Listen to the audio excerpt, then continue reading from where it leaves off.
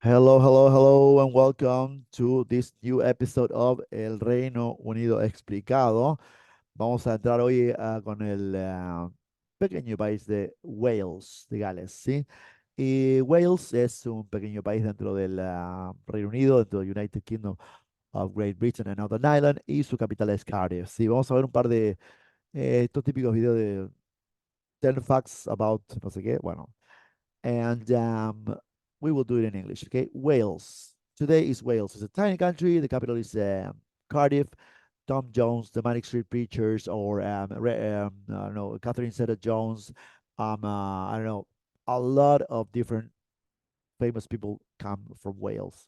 So it's a good excuse to go into the Welsh culture. So first of all, we need to ask ourselves, what is Wales famous for? And okay, Wales is a country of 3 million people that forms part, like I said before, of the UK. And this is, I told you that before. And for such a small country, it has a rich history and a unique identity. This has to be with the accent, or not only with the accent, but also with the identity. They speak Welsh, which is a Celtic language in the first place. All right. Uh, like you see, 18 things that this country is famous for. And let's see. The red dragon, first of all, okay, is the symbol of the flag of Wales. Now, Wales is the best known for the red dragon that features in its flag. And this is the Welsh flag. I love this flag. I love the dragon, and it's the has unique heritage. This population, and they use very often their own flag. I can see there. One of my favorite bands is the Manic Street Preachers. They're from Wales, and the bass player puts on the amplifier the Welsh flag. To see, I'm not English. I'm Welsh. So this is a good symbol of pride and identity. Okay, the flag has been used unofficially since the year 1400, but it was carried during the revolts against the English in the fight for independence. You remember that there was a kingdom. There was someone called Llywelyn. I love the Welsh names. I love them. Llywelyn. I love them. However, it only became official back in 1959. Yes, that's what happened. That was happening. But this is a denial from the crown, denying the possibility to make them visible as a country. That's the eternal story. Daffodils, oh, the plants, the daffodils is a well-known symbol of Wales. There's a lot of daffodils. I don't know what's the translation of that. Google it. And they were introduced in the 19th century by the Prime Minister David Lloyd George. And yeah, and the Prime Minister was Welsh.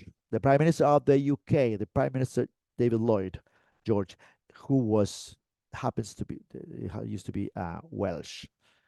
Anyway, the early bloom just in time for the St.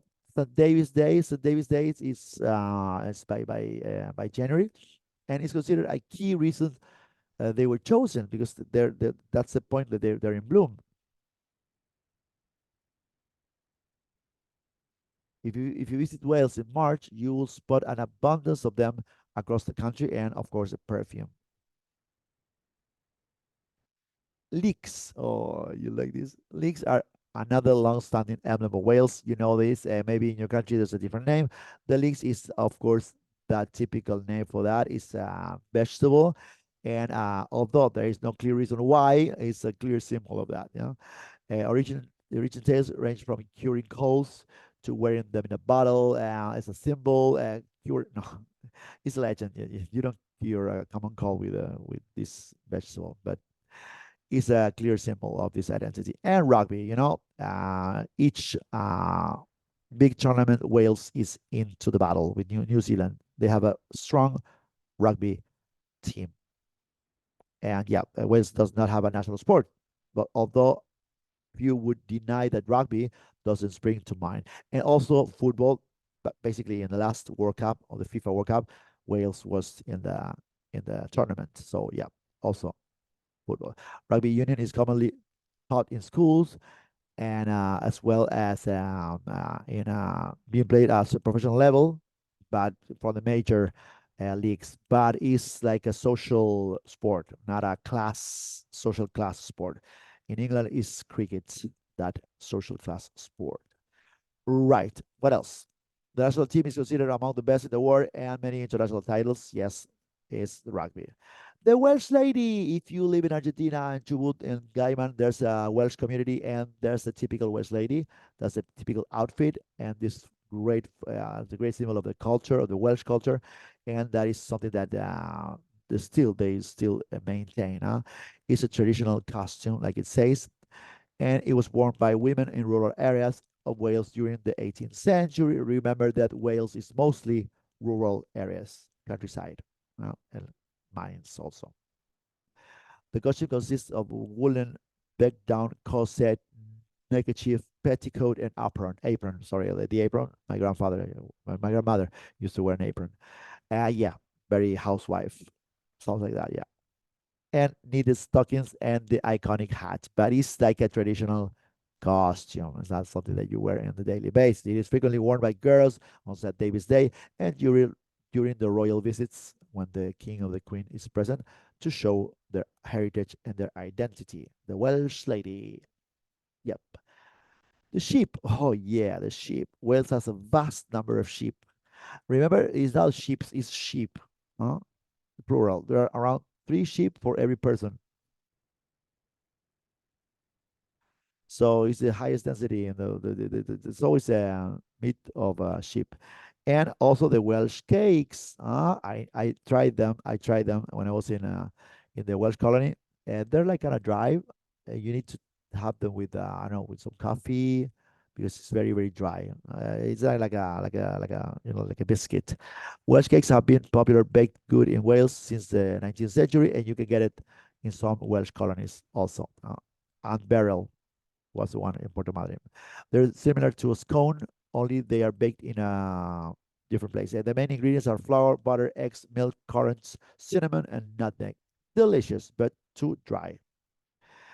Welsh cakes can be served hot, and of course, by the tea time, they serve these Welsh cakes. Lovely. Snowdon. Snowdon is the biggest, most recognizable mountain in Wales. Is notable for the Snowdon, the railway, which allows you to take a train to the summit of this little mountain. Snowdon sits within Snowdonia and National Park, which is a protected zone in the country, and North Wales, and the limit with England, and along with 13 other vast mountains which are protected. The Royal Welsh Show culture. Yeah, the Royal Welsh Show is an annual festival. It takes place in the Mid Wales, not in the capital. It attracts more than 200,000 visitors across the 4-day event. It's a national celebration. The show includes sheepdog trials, horse riding competitions, and live music and falconry. Okay, animals exploitation. Yeah, I like it, but it is like the bulls in Spain, the same culture. I disagree. It is often attended by a member of the royal family each time it happens as a representation of the crown, but same old, same old. Or the current prime minister in representation of the crown. The bara bread. Bara bread is in Celtic. It's a traditional fruit bread. It's the typical, bara bread we associated with Wales. It's the speckled bread. The one you eat by Christmas. Yeah, that's the bara bread. It's a Welsh invention. The recipe contains dried fruit, spices, and tea for flavor. I don't know why do I speak with Welsh accent. Why do you make me do that? No, don't do that. Anyway, Tom Jones, yeah, I love him. Perhaps the most famous Welshman of the modern day is Tom Jones, the crooner, the singer, the best. Tom Jones is not unusual. He's not usual. She's a lady or such a singer. Have you ever heard? Yeah, 36 top 40 hits in the UK. Superstar. You gotta listen to Tom Jones. And Delilah was the early, most known song. And what's New Pussycat is it's not unusual to be put with anyone. There's a Simpsons episode where Tom Jones appeared and he got kidnapped by Marge. I love Tom Jones. Yes, such a Welshman. Gavin and Stacy. Okay, this is uh Gavin and Stacey is a BAFTA-winning TV show from BBC Wales, and of course, it is based on a relationship between a Welsh woman and an Englishman. And you see this face? Ah, I hate this man. It features Rob Brydon, James Corden, and Ruth Jones. Most of it is set in Berry Island in South Wales, which has become a popular tourist attraction as a result of this TV show. Love spoons. A love spoon is a decorative spoon carved from wood. And what is the point of this? It is a symbol of love in Wales. Traditionally, a man would carve a love spoon and give it to his sweetheart. It's like a cultural tradition. Although nowadays they tend to be more like a decorative item. The castles, yeah, the castles are the best. Which has more castles per square mile than anywhere in the world. Not even Scotland, not even England. No, these castles, yeah, from like very ancient, and it's very interesting to visit. Yeah, I strongly recommend you that. Many of these, it's like 11 and 15th centuries, and as a result of the frequent invasions by the English, because it used to be like another kingdom. So yeah, they still exist. They didn't bomb. They didn't shell them. So the castles are the main attractions. Popular castles include Beaumaris, Conwy. Sorry, I put my Welsh accents.